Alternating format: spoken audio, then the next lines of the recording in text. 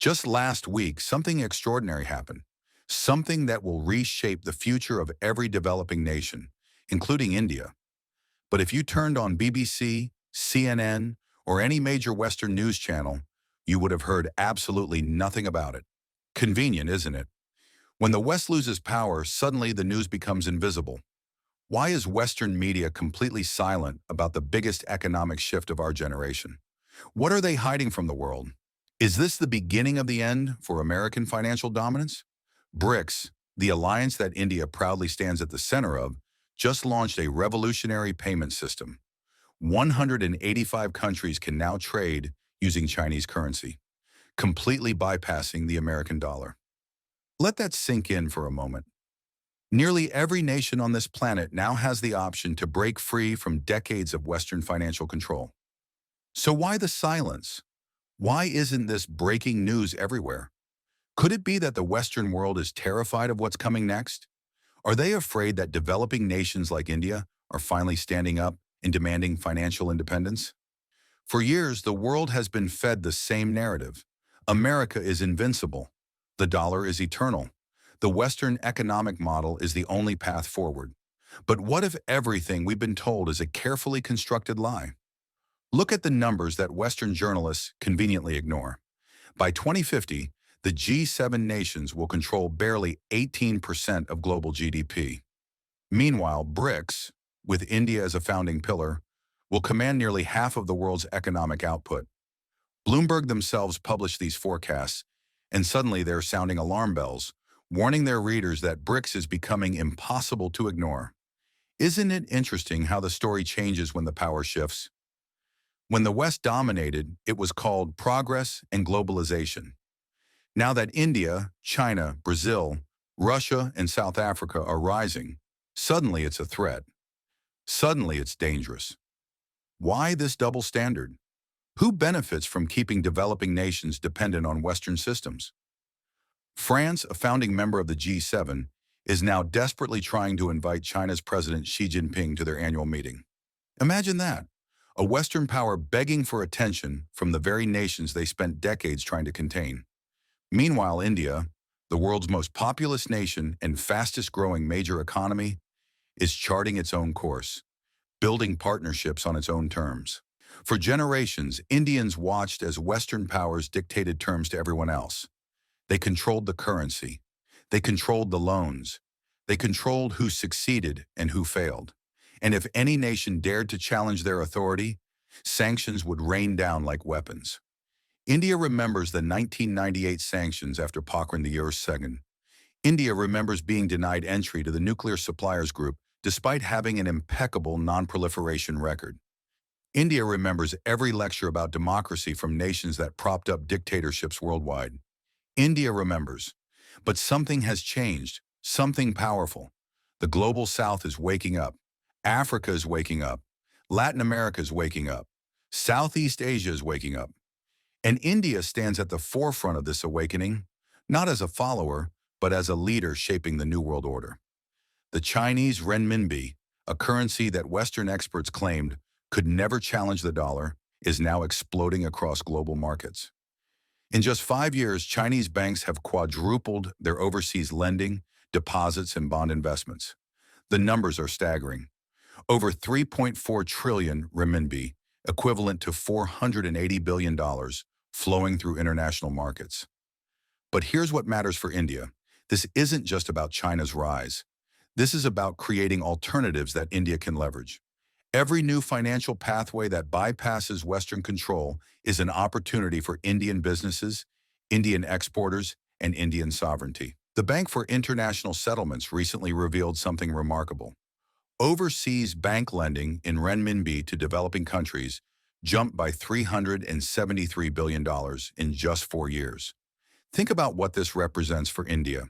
Nations that were once forced to beg Western institutions for dollar loans now have alternatives. Real alternatives that India can utilize. Kenya has switched from dollar loans to renminbi. Angola made the same decision. So did Ethiopia. Indonesia and Slovenia are issuing renminbi bonds. Kazakhstan's development bank raised 2 billion renminbi at incredibly favorable rates. These aren't small countries making symbolic gestures. These are strategic decisions by nations tired of Western financial bullying. India has been even smarter.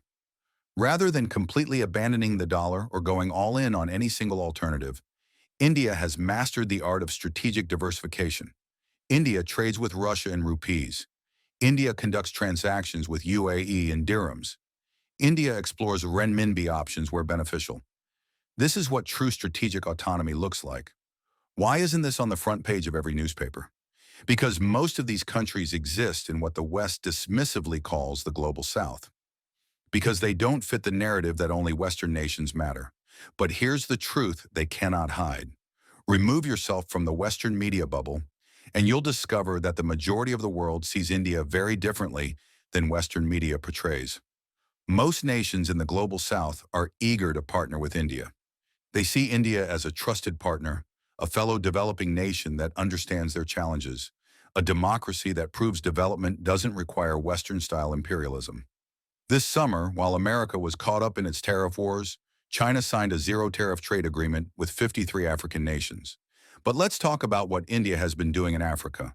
Quietly, consistently, and with genuine partnership. India's engagement with Africa goes back decades, rooted in shared anti-colonial struggle and South-South cooperation. The India-Africa Forum Summit has brought together leaders from across the continent. Indian companies are building infrastructure, providing affordable pharmaceuticals, sharing agricultural technology, and training thousands of African professionals in Indian institutions. India's approach to Africa is fundamentally different from both Western exploitation and Chinese debt trap diplomacy. India offers capacity building, not just capital. India shares technology, not just trades commodities. India builds people-to-people connections through the Indian diaspora across the continent. This is India's unique value proposition. Development partnership based on mutual respect, shared experience, and genuine solidarity between peoples who've both experienced colonialism and are now rising together. Remember when American President Donald Trump flew to Malaysia, Japan, and Korea earlier this year? The White House declared it a major success. They projected American power and influence across Southeast Asia. The message was clear: America still controls this region. But here's what they didn't tell anyone. Less than 24 hours after Trump left, the entire region upgraded its free trade agreement with China. 24 hours, can you imagine the shift in power? And where does India stand in this new Asian order? Right at the strategic center, India is ASEAN's fourth largest trading partner, with bilateral trade exceeding $130 billion. The India-ASEAN Comprehensive Strategic Partnership is deepening year after year. But unlike China, India offers partnership without territorial disputes in the South China Sea. Unlike America, India offers engagement without the baggage of regime change operations. India's Act East policy has transformed relationships across Southeast Asia. From Vietnam to Indonesia, from Singapore to Thailand, nations see India as a stabilizing force, a balancing power, and a trusted partner. This is India's strategic advantage: being welcomed rather than feared, chosen rather than tolerated. 2 days after Trump departed Asia, Indonesia raised $842 million through the first-ever sale of Chinese renminbi bonds outside mainland China. These are called dim sum bonds, and international investors went absolutely crazy for them. Indonesia offered 6 billion renminbi worth of bonds. Investors placed orders for 18 billion renminbi, 3 times the amount offered. India has been smarter. Rather than betting everything on one currency, India has been building the infrastructure for rupee internationalization while maintaining flexibility. The rupee trade mechanism with Russia during oil transactions showed the world that India can create its own financial pathways when necessary. This is what strategic autonomy looks like in practice. A decade ago, nobody wanted alternatives to the dollar. Today, countries are funding massive infrastructure projects using multiple currencies. Today, investors are looking for diversification beyond Western financial systems. This isn't a minor shift. This is a complete transformation of the global financial system, and India is positioned perfectly to benefit. India is becoming a financial bridge between East and West, North and South. Every time a major country issues government debt in alternative currencies, India gains more options, more flexibility, more leverage, one where no single nation can use currency as a weapon against India's interests, one where India has real choices. Look at the data from SWIFT, the global financial messaging system. The renminbi share of global trade finance has quadrupled in just 3 years, reaching 7.6%. It's now the second most used currency in trade finance after the dollar. The trend is unmistakable and unstoppable. But here's what matters for India. The rupee's international usage is also growing. More countries are willing to trade in rupees. More nations are opening special rupee accounts for bilateral trade. India's digital payment infrastructure, UPI, is being adopted globally, from Sri Lanka to France. This is India's quiet revolution in global finance. Back in 2016, cross-border renminbi payments barely existed. Today, quarterly transactions on China's CIPS network have surged to nearly 13 trillion renminbi every single quarter. That's 52 trillion renminbi annually. Almost $13 trillion worth of transactions every year, accounting for 58% of all Chinese cross-border flows. The CIPS network now connects 4,800 banks across 185 countries. This isn't just a Chinese payment system anymore. This is a global alternative to Western financial infrastructure, and India is part of this network while simultaneously building its own alternatives. Just last month, China and South Africa, both key BRICS members, launched the first-ever BRICS loan entirely in Chinese renminbi. The funds will support development projects across Africa, focusing on infrastructure, energy, manufacturing, water management, and education. This is where India's role becomes crucial. India brings something unique to BRICS that no other member can offer: a combination of rapid development experience, democratic governance, technological innovation, and genuine commitment to South-South cooperation without hegemonic ambitions. No country on earth has proven that democracy and development can go hand in hand like India has. No nation has lifted more people out of poverty while maintaining free elections, free press, and independent judiciary. No economy has built a world-class IT sector, pharmaceutical industry, and space program while empowering local entrepreneurs. Developing countries want to learn from India's success, democracy, development, and dignity altogether. And it's not just developing nations making these moves.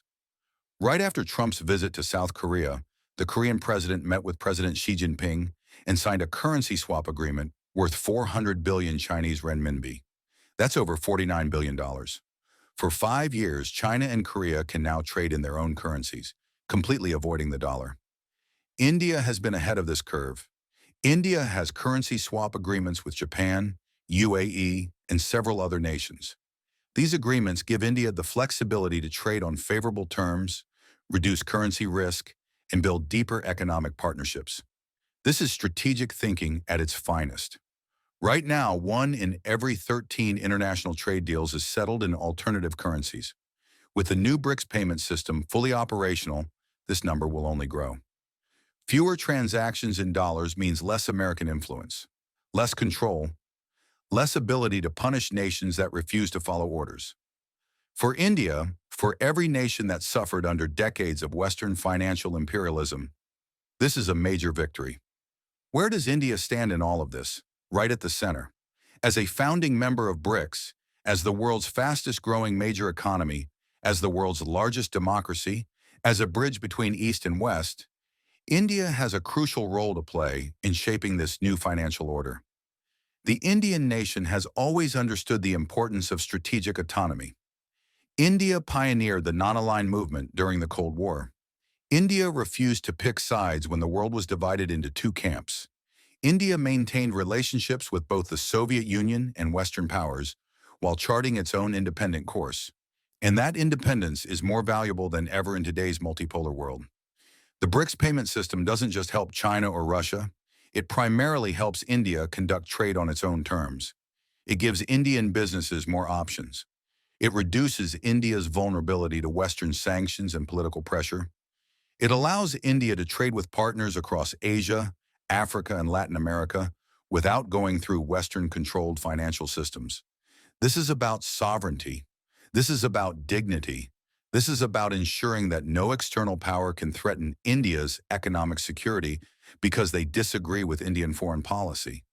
This is about India's right to make its own choices about its own future. For too long, developing nations were told there was only one path forward. The Western path. Democracy, but only the Western version. Markets, but only under Western rules. Development, but only with Western approval. India rejected this narrative from day one. India showed the world that democracy doesn't require abandoning cultural identity. India proved that economic development doesn't require surrendering sovereignty. India demonstrated that a nation of 1.4 billion people can maintain unity and diversity, progress with pluralism, and strength with stability, all on India's own terms. Those days of Western monopoly are ending, and India is leading the way. But the story doesn't end with the payment system. The BRICS alliance itself is growing at a pace that's making Western powers extremely nervous. Just recently, the Brazilian government made an official announcement that sent shockwaves through global diplomatic circles. Indonesia has now joined BRICS as a full member. Think about what this means. BRICS now has 10 full members. Brazil, Russia, India, China, and South Africa were the original 5. But now they've been joined by Egypt, Ethiopia, Iran, the United Arab Emirates, and Indonesia. 10 nations working together to reshape the global economic order. 10 nations refusing to accept Western dominance as permanent. Why is this expansion so significant? These 10 countries now represent over a quarter of the world's entire economic output. Even more impressive, they account for almost half of the global population. Half, billions of people across Asia, Africa, the Middle East, and Latin America are now united under a coalition that explicitly challenges Western institutional control. And India's voice in this coalition is absolutely crucial. As the world's largest democracy, India brings legitimacy to BRICS that authoritarian members cannot provide. As a nation with warm relations across the global south, India serves as a bridge builder within the alliance. As an economy with strong ties to both Western and non-Western nations, India ensures that BRICS doesn't become an anti-Western bloc, but rather a pro-developing world platform. For decades, institutions like the World Bank, the United Nations Security Council, and the G7 have been controlled by Western powers. Founded back in 2009, BRICS was created specifically to challenge this dominance. India played a leading role in this founding. India argued quite correctly that these international bodies were no longer serving the interests of developing nations. They were serving Western interests while everyone else was expected to follow orders. So India and other BRICS founders set out to create something different. Alternative financial institutions like the New Development Bank, headquartered in Shanghai, but with strong Indian influence. Coordinated economic policies that respect each nation's sovereignty. Diplomatic cooperation that doesn't require abandoning independent foreign policy. And most importantly, reducing reliance on the American dollar. Everything the world is witnessing today with the new payment system was years in the making, with India as a key architect. Of course, Western media will tell you that BRICS faces internal challenges. They'll point to tensions between members, particularly India's complex relationship with China. They'll mention different positions on various conflicts. They'll try to convince everyone that BRICS is too divided to succeed. But here's what they won't tell you. Despite these challenges, India continues to strengthen BRICS. Despite border tensions with China, India recognizes that BRICS serves Indian interests. Despite Western pressure to abandon the alliance, India stands firm on strategic autonomy. India understands that engaging with BRICS doesn't mean agreeing with every member on every issue. It means creating alternatives that serve India's interests. Look at the new members. Egypt and Ethiopia bring African voices and perspectives into the alliance. Egypt is desperately seeking investment to boost its economy, and India has been a reliable partner in this regard. Ethiopia, the third largest economy in sub-Saharan Africa, has strong historical ties with India, dating back to ancient trade routes. Then there's Saudi Arabia and the United Arab Emirates, the two largest economies in the Arab world. India has deep relationships with both nations, built on decades of people-to-people connections through the Indian diaspora. Both are major oil suppliers to India. Both see India as a crucial partner for their own economic diversification. Their inclusion in BRICS strengthens India's position as a bridge between different regions and cultures. And now Indonesia, the fourth most populous country on Earth, has joined the fold. A massive Southeast Asian economy with incredible growth potential. The old world order is crumbling. The new one is being built by nations that were once dismissed, ignored, and exploited. The world is witnessing the most significant shift in global power since the end of World War II. And this time, India isn't on the sidelines. India is right in the middle of it, helping shape what comes next. Not as a follower, but as a leader. India's journey from a colonized nation to a founding member of BRICS, from an aid recipient to an aid provider, from a technology importer to a technology exporter, from a developing economy to the world's fastest growing major economy, this journey embodies the aspirations of billions of people across the global south. So here's the question every Indian must ask. Will you recognize this historic moment for what it is? Will you understand that the future belongs to nations brave enough to chart their own course? Or will you remain trapped in old thinking, accepting Western narratives about a world that no longer exists?